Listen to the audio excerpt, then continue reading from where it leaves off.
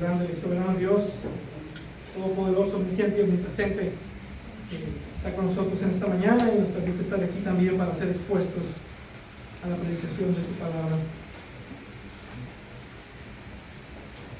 Esta mañana vamos a continuar con nuestras exposiciones en 1 de Timoteo. Si me acompañan, estamos viendo los requisitos para los obispos en 1 de Timoteo capítulo 3. Estaremos dando lectura de todo el pasaje del versículo 1 al 7, pero estaremos enfocándonos más en el 4 y en el 7 en esta ocasión. 1 de Timoteo capítulo 3.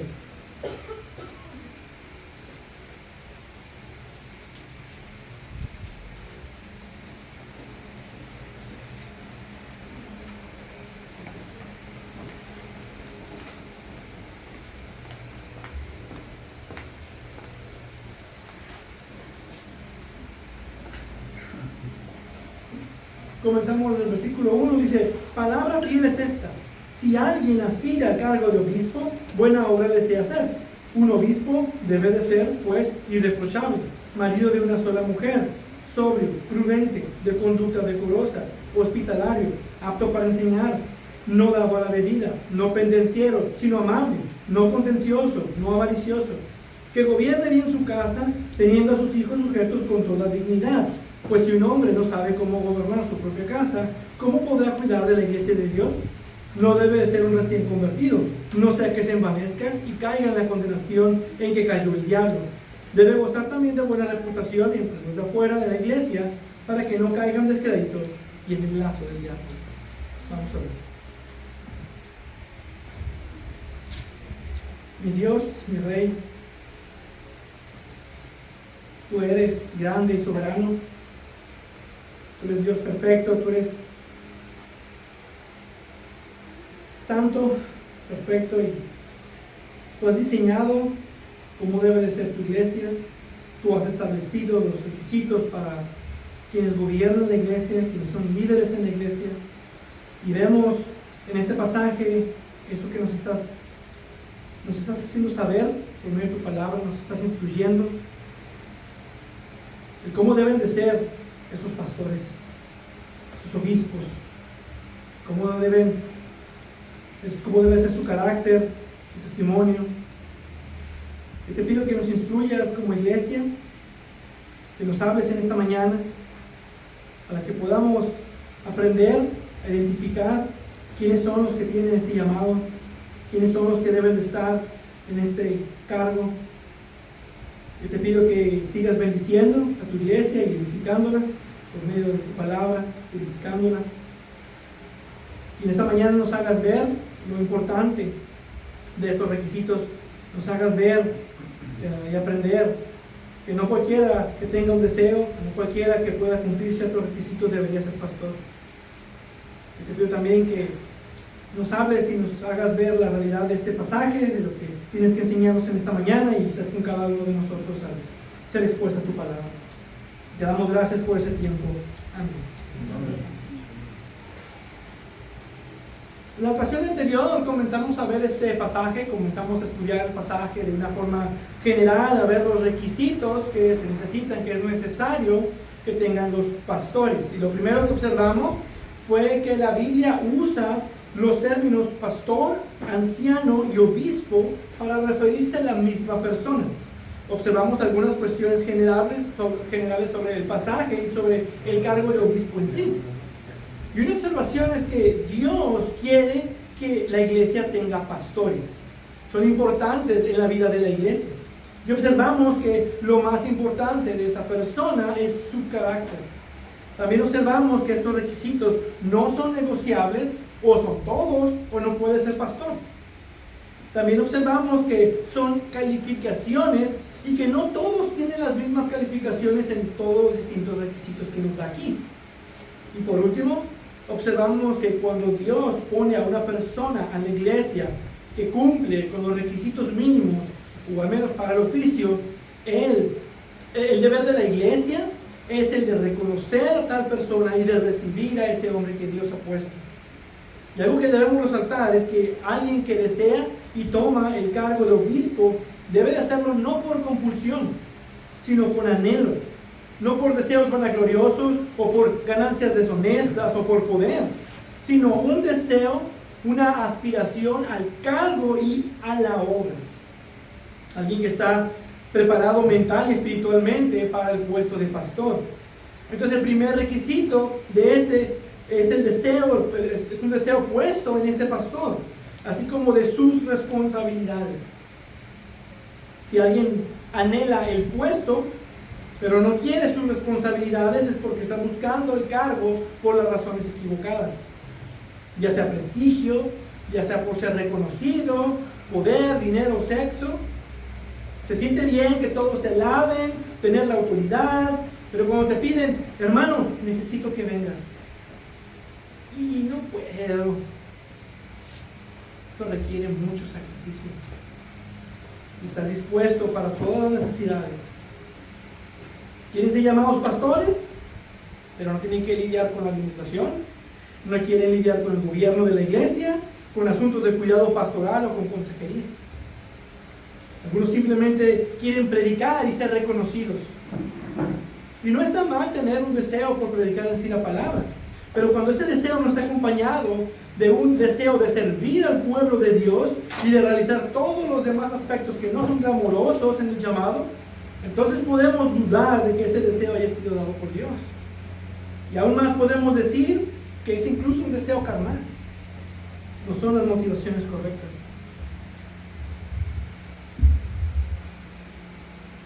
Porque alguien no llega a ser pastor al estar en el puesto de pastor.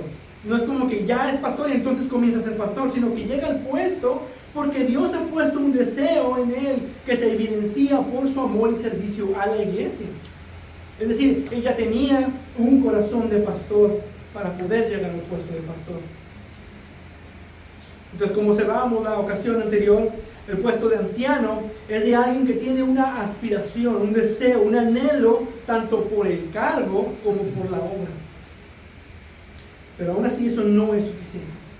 Un deseo puro, en amor a Cristo y a su iglesia, no es lo único que es requerido de un pastor. Aquí vemos una serie de características o calificaciones que esta persona debe también tener en algún grado aprobatorio.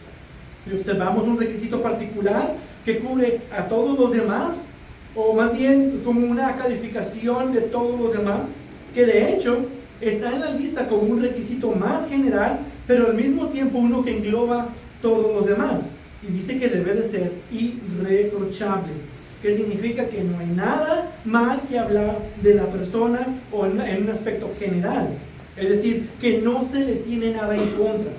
Es decir, que es sin excusa y que al mismo tiempo no se le puede acusar. Y eso lo vimos y lo complementamos con el pasaje paralelo de Tito 1. Y algo que debemos entender es que este es un requisito más en toda la lista. El hecho de que este sea general no significa que no sea parte de la lista. Es parte de. Pero la lista, lo pone en la lista como primero, pero junto con los demás. Y eso nos dice que esta calificación también es independiente. Entonces lo que quiere decir es que uno debe de ser irreprochable en un sentido general de lo que no está en la lista, y luego debe ser irreprochable en las siguientes calificaciones que están en la lista. Y comenzamos a ver estas características, comenzamos a ver estos requisitos morales que debe tener un pastor, y nos faltaron algunos y vamos a ver rápidamente un repaso. Nos dice primeramente que es marido de una sola mujer.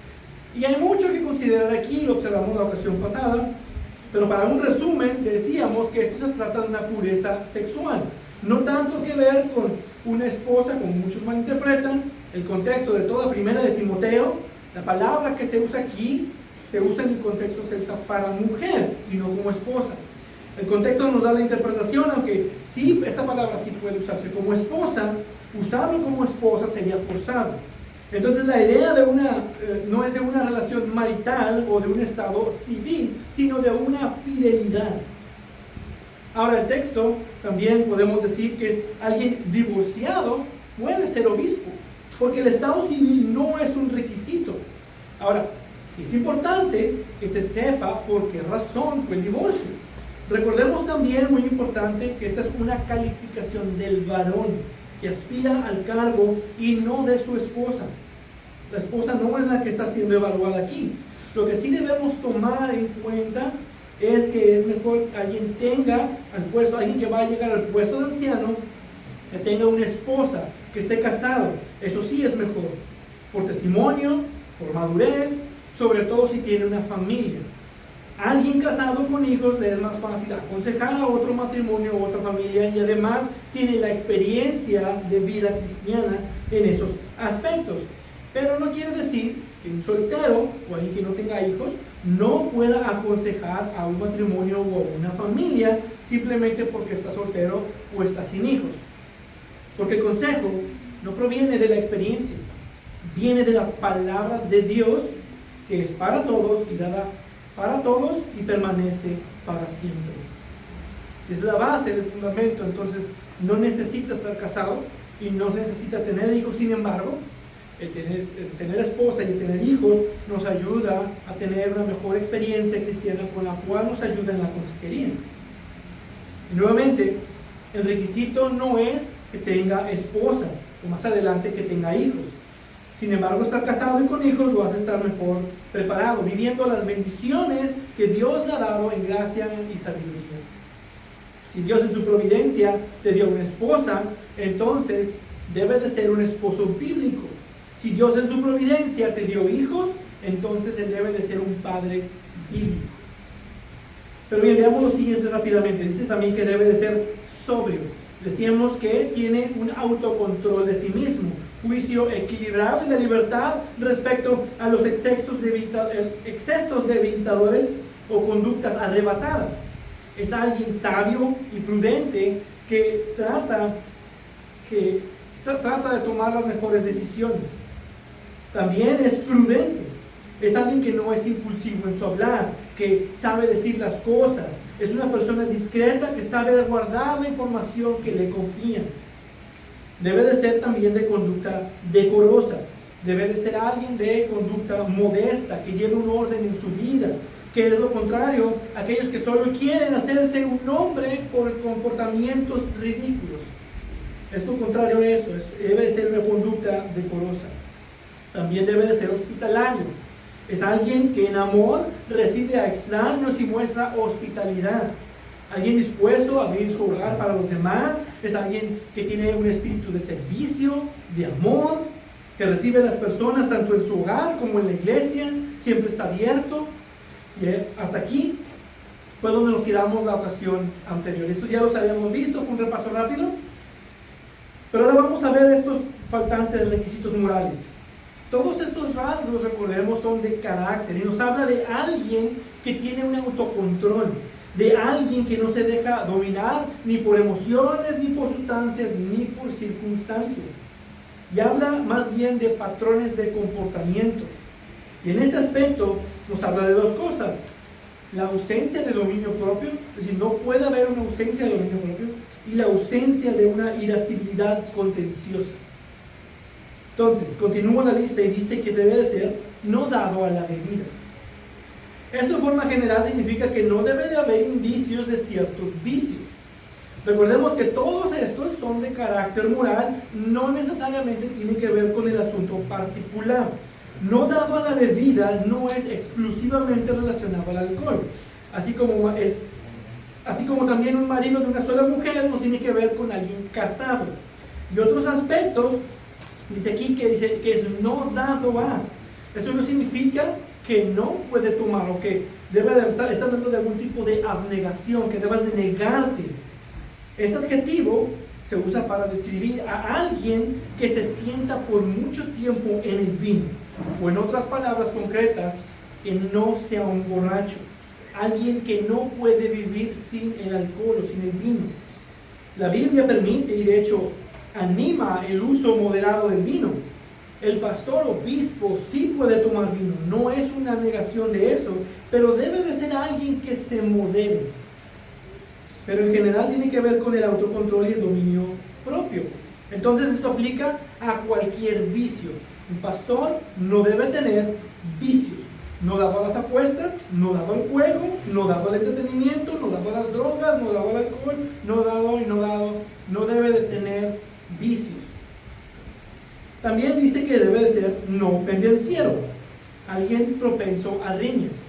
La palabra literalmente significa un golpeador, alguien que siempre está listo para la pelea, alguien que siempre está dispuesto a dar el primer golpe, alguien que le gusta buscar peleas con las personas. Es alguien que busca excusas incluso para poder pelear con alguien, o que se la pasa en Facebook debatiendo con otras personas y tú estás mal y estás escribe y escribe, haciendo todo lo que es necesario para dar su respuesta. O alguien que se la pasa haciendo también videos de YouTube para responder a otras creencias.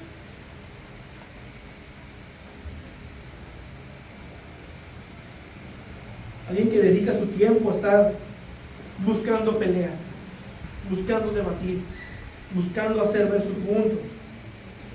Y dice lo contrario aquí, sino amable. Esa palabra tiene que ver con alguien que es paciente, a diferencia de alguien pendenciero, contencioso o avaricioso, sino que es amable con los demás, paciente y es moderado en sus acciones. También puede ser comparado con alguien que es equitativo o justo. Alguien amable, al contrario, dice sino amable, lo contrario a ser pendenciero. También nos dice que no debe de ser contencioso. Esta palabra en el griego es amachos. La partícula a significa no, es decir, no un macho. No es alguien que se hincha el pecho y que no te le puedes poner ni enfrente. Es alguien que no se le puede resistir, que siempre se está imponiendo.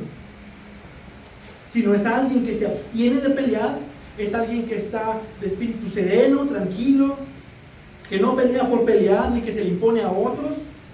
En inglés, de hecho, se traduce como peleador también. Es alguien que está peleando, está haciendo lucha. Hasta por costumbre, esta persona disputa o contradice a todo lo que afirma. Alguien dice algo y no, tú estás mal, y no, tú estás mal, y está buscando siempre cómo pelear, siempre cómo contender. Dicho la palabra lo indica, contender es pelear. Y tenemos también la siguiente, dice, no avaricioso. Es alguien que no tiene deseos de ganancias.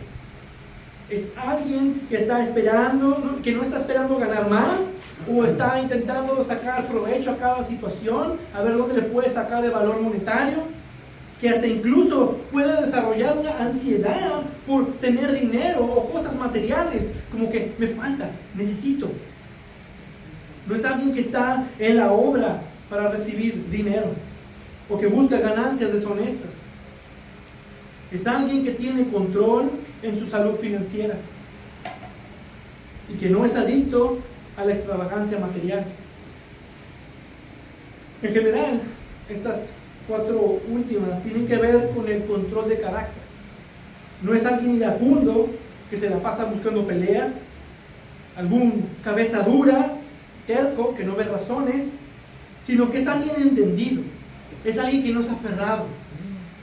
Ahora debemos notar que no es solo alguien que se enoja, porque sí podemos estar justamente enojados. La escritura dice, enójense, pero no pequen. Incluso hay ocasiones en las que está bien enojarse. Y si un pastor anciano quiere ser fiel al llamado que tiene, debe de estar dispuesto en ocasiones de confrontar el pecado y de reprobar y de reprender. Y a veces sí enojarse y ser duros, pero por amor. Como cuando Pablo reprendió a Pedro cara a cara. A Tito le dice, repréndelos severamente. Entonces esto no prohíbe todo tipo de enojo o confrontación. Más bien es un carácter moral de alguien que no está dado a este tipo de situaciones. Y nos marca aquí lo que son los requisitos de ese carácter.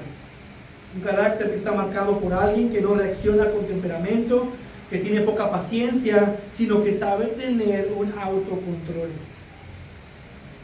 Pero no solo son estos requisitos morales o de carácter. También ese carácter se debe de evidenciar públicamente en varios aspectos. Y por lo tanto, se enumeran algunos requisitos en cuanto al testimonio público. Es decir, cómo se ven otros asuntos de su carácter en relación con cuestiones más visibles, como el manejo de su hogar, el testimonio con los de afuera. Y vemos aquí esto. Esta persona que aspira al cargo de obispo debe poder públicamente enseñar la palabra. Todos deben poder ver que él es un buen maestro de las Escrituras. Dice aquí que él debe de ser apto para enseñar. Esto es una devoción incuestionable por la sana doctrina, que tiene la capacidad para enseñar. De hecho, aquí la palabra proviene de didácticos, la palabra griega, donde proviene la palabra didacta. Es alguien que tiene la aptitud y la habilidad para enseñar. De hecho, a los pastores se les llama maestros. Deben de tener la habilidad de poder enseñar a otros la palabra de Dios. Segunda de Timoteo 2:2 dice: y lo que has oído de mí en la presencia de muchos testigos, eso encarga a hombres fieles que sean capaces de enseñar también a otros. Pablo le dice a Timoteo que enseñe a otros para que aprendan ellos a enseñar a otros. Pasar la antorcha de la sana doctrina. Esa es la responsabilidad de un pastor, equipar a los creyentes con la palabra de Dios para que ellos también puedan enseñarle a otros el evangelio de Jesucristo, y así el reino de Dios sea expandido sobre la faz de la tierra. Pero para eso, el pastor maestro debe de tener la capacidad o habilidad para enseñar y comunicar la palabra de Dios. Y eso se complementa con el pasaje paralelo de Tito 1. Dice: debe de retener la palabra fiel que es conforme a la enseñanza, para que sea capaz también de exhortar con sana doctrina y refutar a los que la contradicen. Esto es que debe tener un compromiso firme a la palabra fiel. Otra forma de traducirlo es ser leal. Debe de ser leal a la sana doctrina, de aprenderla bien, de manejarla bien, de permanecer en ella fiel y firmemente para poder resistir a todos aquellos que la contradicen. Si no puede hacer esto, ¿cómo podrá proteger al rebaño de Dios de los falsos maestros o de tanta doctrina extraña, de tanta filosofía rara que está por ahí? Y nuevamente, no tiene que ser un experto predicador. No podemos esperar que la primera vez que alguien se sube como pastor y empieza a predicar, ya vamos a esperar que tenga el nivel máximo de predicación. No. Todo predicador va creciendo conforme a las habilidades que Dios le da y conforme al deseo de irse preparando más y más para manejar con precisión la palabra de verdad. Debe de ser alguien que sabe armar un sermón, un bosquejo y al menos hablar con coherencia. Porque recordemos que no todos tendrán la calificación al mismo nivel.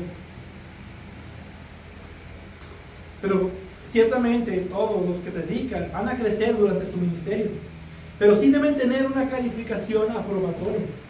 Recordemos que todos estos son requisitos mínimos, por así decirlo, a un nivel mínimo suficiente para ser aprobatorio. Y por esta razón también es importante tener una constitución como una confesión de fe, un documento que nos dice de forma general qué es lo que enseñan las Escrituras, porque así nadie, ni un pastor, ni un lobo rapaz que llegue a subirse al púlpito podrán enseñar algo distinto. Nadie puede llegar y decirles lo contrario a lo que la iglesia cree, porque ya está definido. Ahora, sí puede haber errores en la predicación. Yo pongo de ejemplo este que me pasó hace mucho tiempo. En una ocasión dije la palabra reencarnación en lugar de decir resurrección. Sin embargo, por el contexto de la enseñanza general, se notó el error de palabra, mas no de la enseñanza. Y uno va mejorando conforme va practicando y conforme va aprendiendo cada vez más. Y ya no he vuelto a decir esa palabra. Pero eso marca la diferencia. No deben de ser expertos predicadores, pero sí deben de ser aptos para enseñar la palabra de verdad. El siguiente nos dice, versículo 4, que gobierne bien su casa, teniendo a sus hijos sujetos con toda dignidad. Ahora, otro requisito es que públicamente tenga un testimonio de tener un hogar en orden. con buena administración, una esposa sumisa e hijos obedientes. Ahora, no dice que ni la esposa ni los hijos deban de ser creyentes. Es un mal concepto que muchos tienen. Obviamente será más difícil para alguien ser pastor con una esposa incrédula. Sin embargo, si a pesar de eso, si a pesar de que es incrédula, él tiene un buen gobierno de su hogar, entonces cumple con el requisito. Y aquí tenemos el aspecto general de gobernar bien el hogar, de gobernar bien la casa. Eso tiene que ver con la capacidad de llegar y de tener el liderazgo del hogar. Porque si no puede llegar al liderazgo del hogar, ¿cómo podrá liderar entonces la iglesia? El asunto de esos requisitos es precisamente por el cargo tan importante dentro de la iglesia. Y aquí hay una importante comparación. El pastor es comparado con la cabeza del hogar.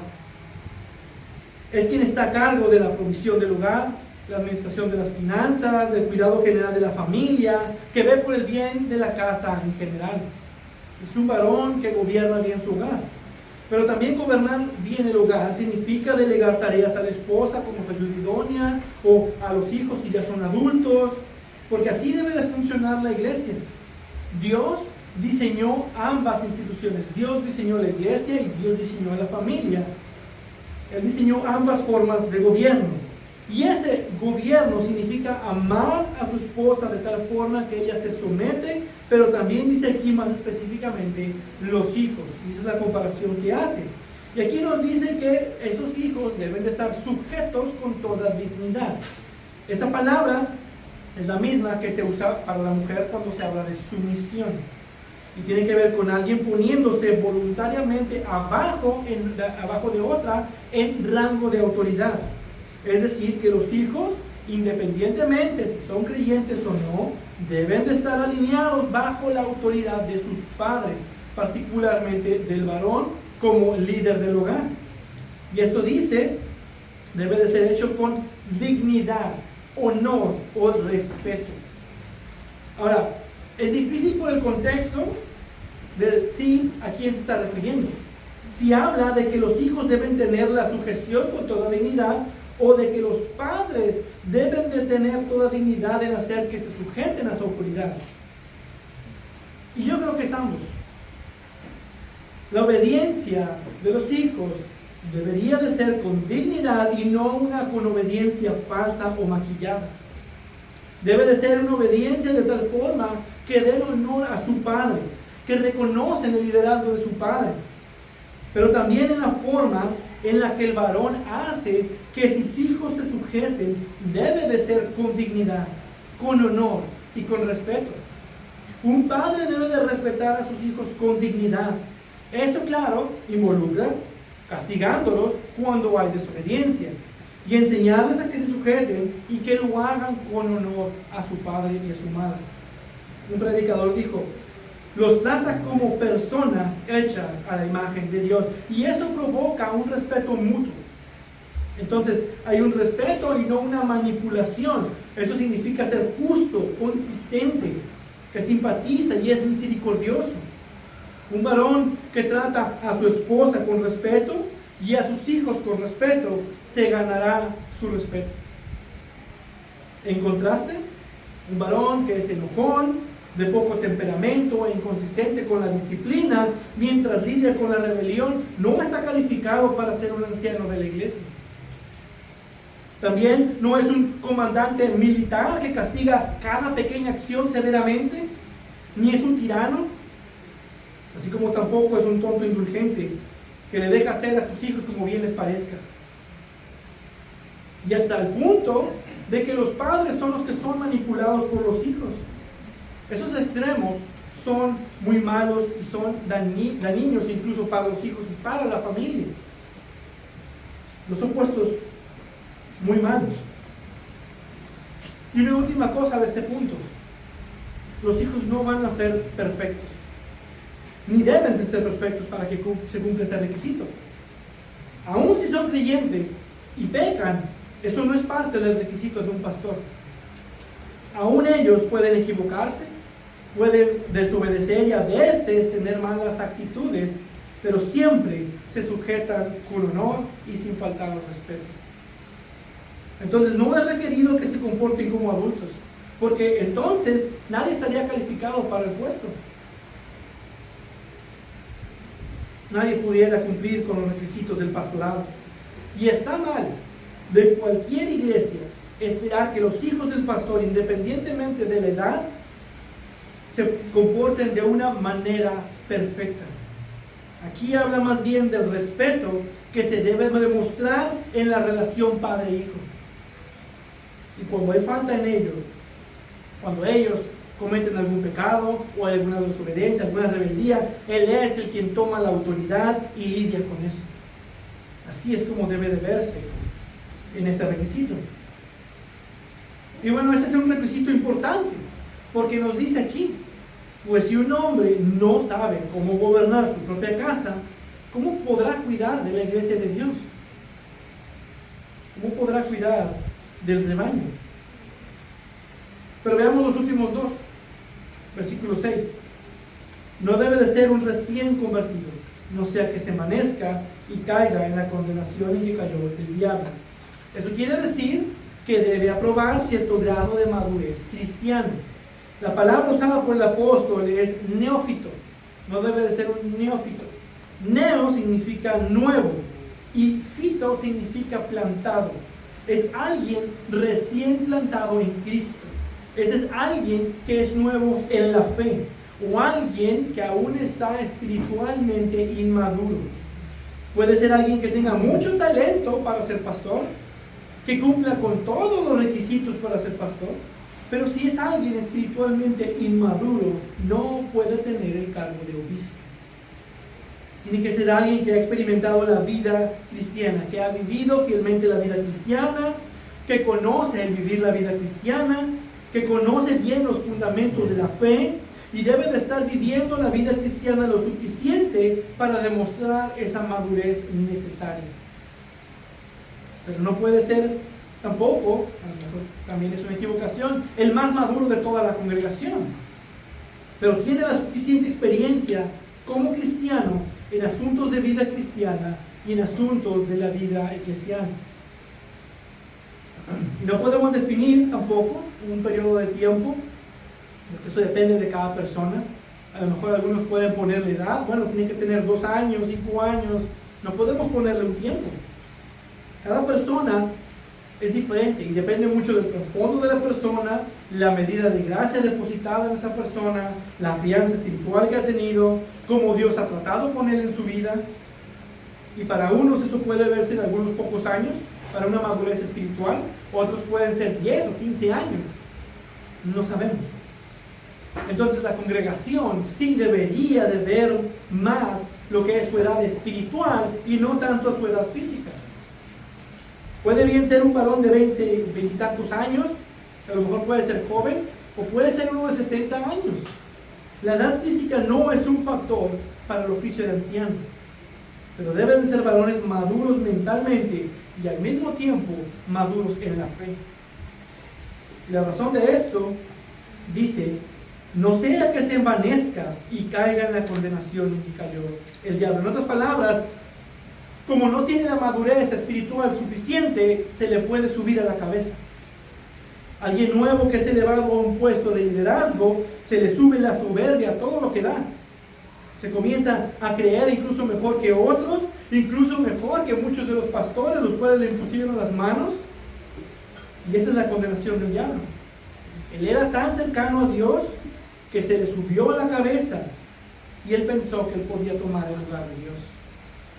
Creyó por alguna razón que podía ser Dios y entonces fue la mentira que le dio al hombre. Como a él no le funcionó el querer ser Dios, vino y le dijo al hombre, tú puedes ser como Dios.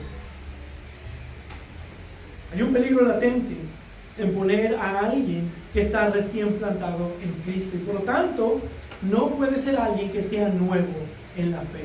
Tiene que tener un grado de experiencia cristiana. Y por último nos dice que debe de ser de buena reputación, versículo 7. Debe gozar también de una buena reputación entre los de afuera de la iglesia para que no caiga en descrédito y el lazo del diablo. Esto indica que debe de tener un buen testimonio en su comunidad. Y eso encierra un grupo de calificaciones. Esta es otra calificación que sirve de principio general. El primero que observábamos es irreprochable. Es el paréntesis de inicio y después tenemos este que es el paréntesis final. Debe de ser irreprochable por todos y de buen testimonio para todos. Eso es lo que nos está diciendo. Porque por la forma de los requisitos y el hecho de que la congregación observa todo esto, entonces tendrá una buena reputación dentro de la iglesia. Y por eso dice, debe gozar también de una buena reputación entre los de afuera de la iglesia. Se asumen ambos testimonios, una buena reputación dentro de la iglesia y fuera de la iglesia. Y bien, mayormente el mundo perverso hablará mal de un hombre piadoso. Así que no es tanto que no sea irreprensible en su testimonio general. La idea de esto es que no debe de ser acusado justamente por los de afuera. La idea de este requisito no es que tengan que decir, oh, qué maravillosa persona es la mejor persona, la más amable, qué bueno que es pastor. Sino más bien que no digan, si él es pastor, ¿qué clase de iglesia es esa? Conociendo su carácter y viendo, y más bien hablando mal de la iglesia. Puede ser que no estén de acuerdo con él, o que no les caiga bien por su fe, pero al menos su reputación es de alguien de no tener acusaciones justas, tanto en su hogar, en su vecindario, su trabajo, su familia, en todos los aspectos no pueden hablar justamente mal de él. Y la razón de estos aspectos del testimonio público es simple. Es el tercer punto. Porque Dios pide que esos aspectos de testimonio que sean irreprochables. Y es obvio, si el testimonio de un varón no está bajo el orden bíblico con respecto a su esposa, con respecto a sus hijos, su tiempo caminando como creyente, con los de afuera, entonces el respeto necesario de la iglesia para el liderazgo de ese varón se manchará con cuestionamientos. No tendrá la confianza de la iglesia, no podrá ser ejemplo de los demás, no podrá dar consejería a quienes están pasando por situaciones similares, no podrá tener el doble honor que merece por el cargo. Los pastores no son figuras privadas, al revés, tienen una posición de figura pública, son expuestos, están puestos delante de los ojos de la iglesia como ejemplo, pero también están puestos delante de los ojos del mundo. Está esperando a ver a los pastores caer. Es alguien que está identificado con autoridad dentro de la iglesia,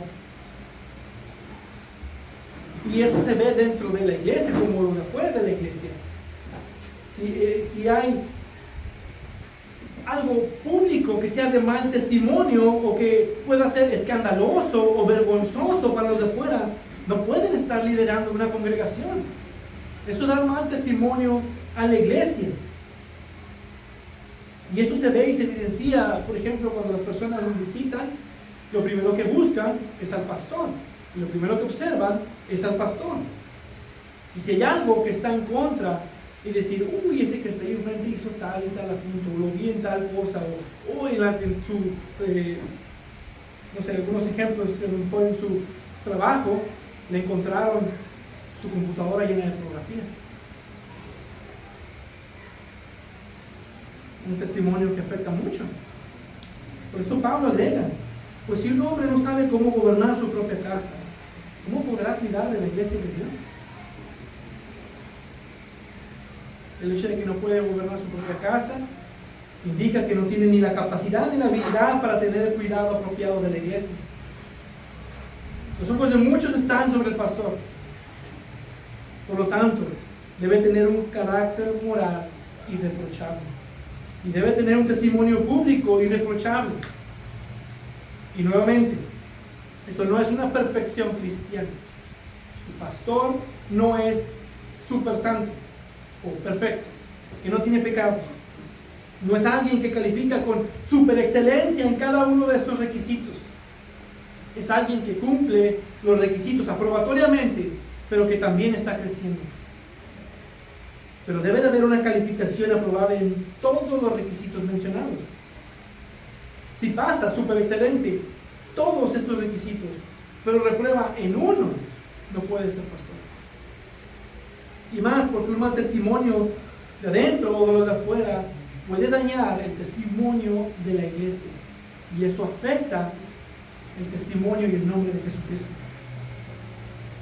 Entonces podemos decir que debe de haber ciertas virtudes y debe de haber ausencia de vicios.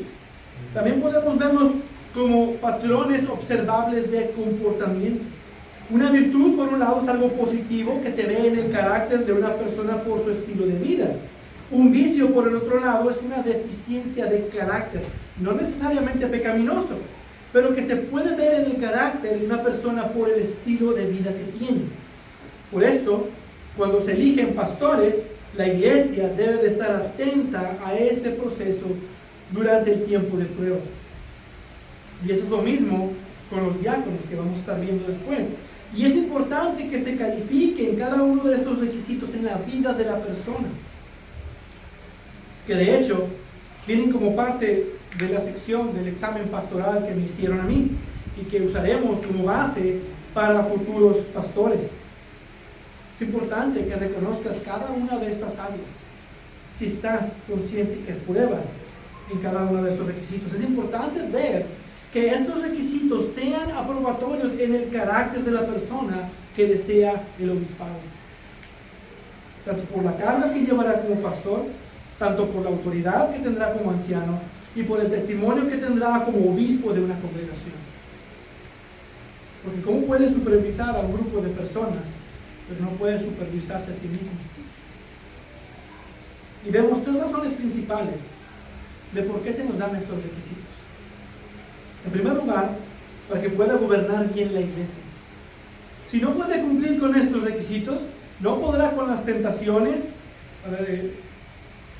de llevar este cargo, no podrá gobernar la iglesia, no tendrá las capacidades para gobernar, no podrá con las presiones de la obra del ministerio.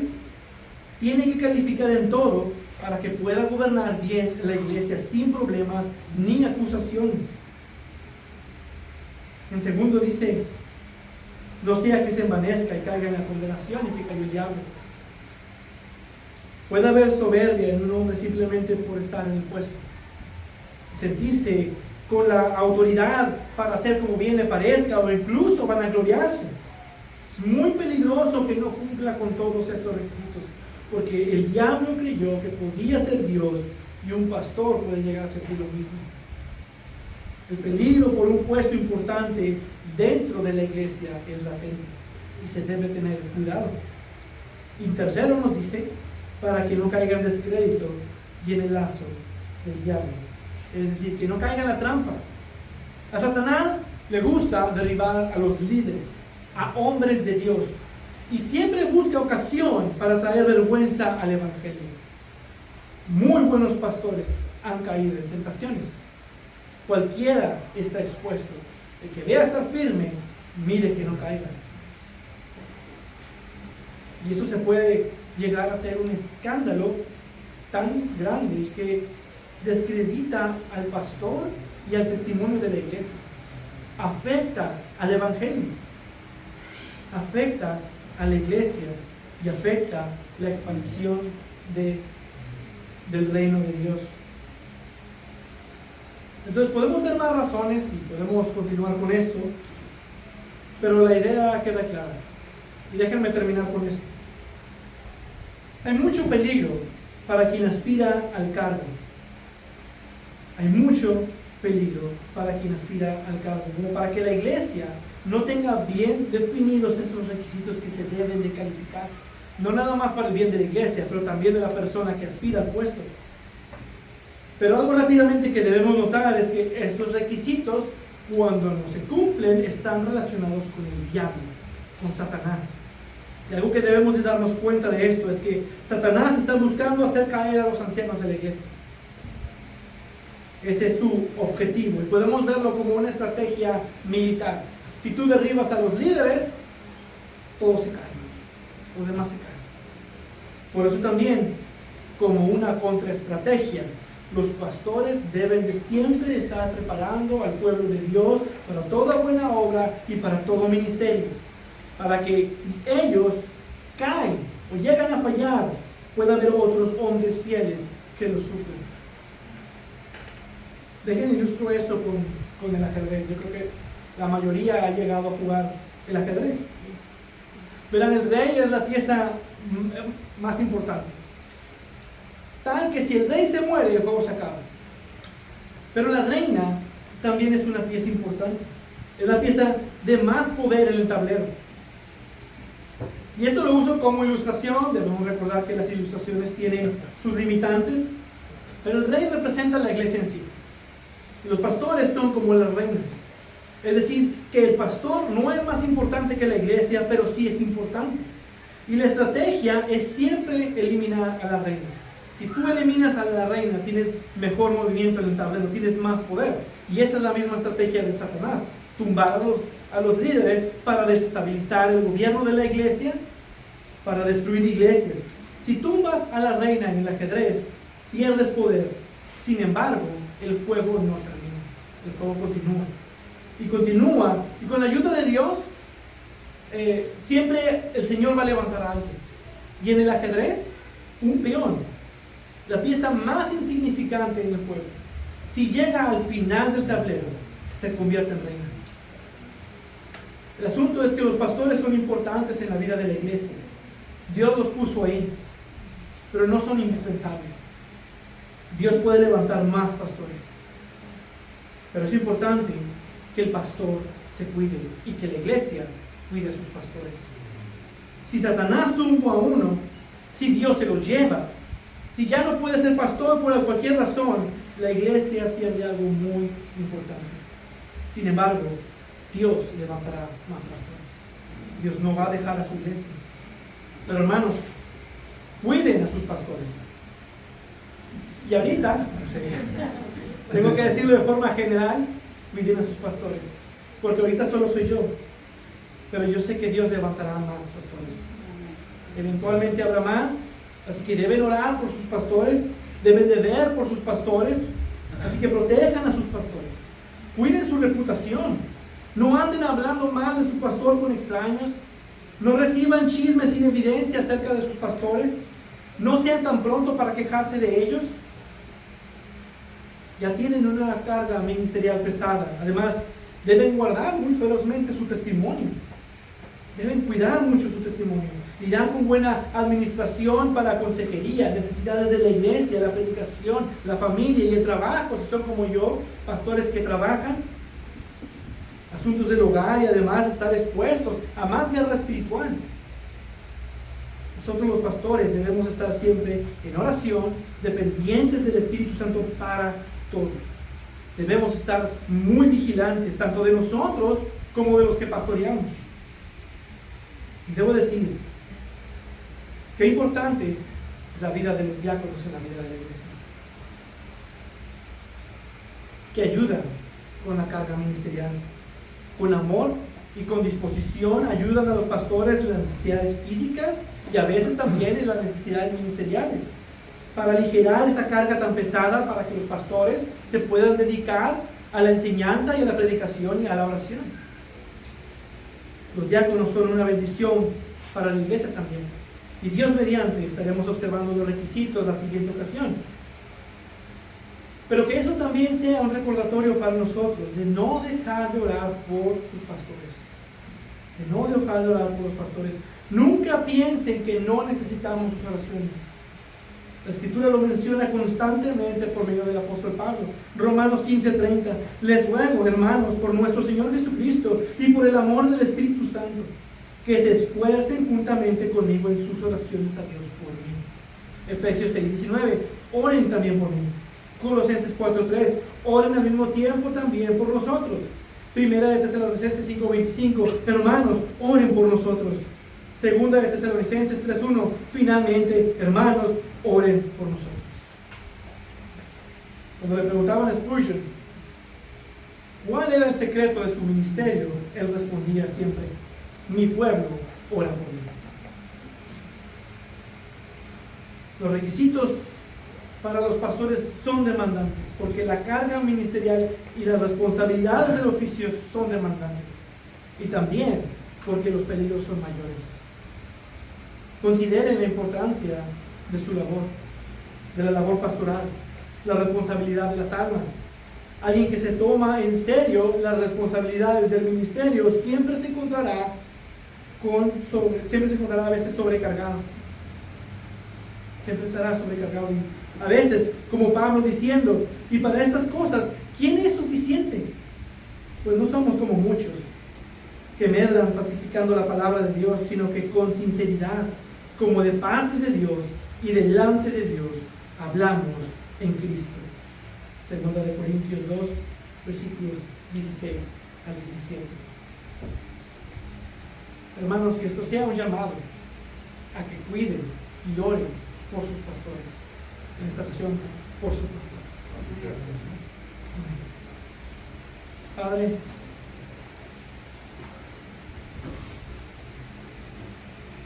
tú eres bueno en todo tiempo. Gracias por esta porción de tu palabra que nos recuerda cuáles son los requisitos de un pastor y cómo es que un pastor está expuesto como figura pública, como figura principal dentro de la iglesia, expuesto a los ataques del mundo, expuesto a los ataques de Satanás. Y por esto en tu palabra tú has puesto estos requisitos que son demandantes, porque la obra es demandante. Y yo te pido que tú seas conmigo como pastor de esta congregación, que tú me guardes, que tú me sigas cuidando, que tú me instruyas, me redarguyes de pecado, me sigas haciendo cada vez más a la imagen de Cristo. Pero también te pido que levantes a más pastores, que pongas el deseo en alguien que esté calificado, que tenga el deseo, que tenga las cualidades para la obra, para el ministerio, que cumpla con los requisitos y en su tiempo prepararlo y equiparlo para que también pueda tener ese cargo, esa responsabilidad para tu gloria, para servir de ti y servir de tu iglesia.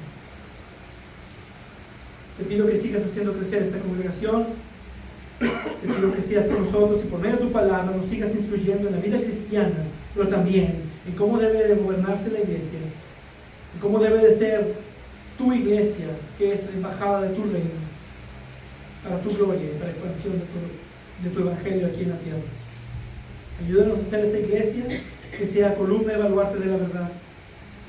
Ayúdame a mí como pastor y líder de esta iglesia a predicar tu palabra fielmente, a estar constantemente en oración y que tú seas mi fortaleza en mis debilidades, que tú seas mi fuerza, que yo sé que todo lo puedo en Cristo, me fortalece. Gracias por estas promesas, gracias por esta esperanza, gracias por tu ayuda, por tu sabiduría y tu guía. A ti te doy toda gloria, todo honor, toda alabanza por siempre y para siempre. Amén y amén. Amén.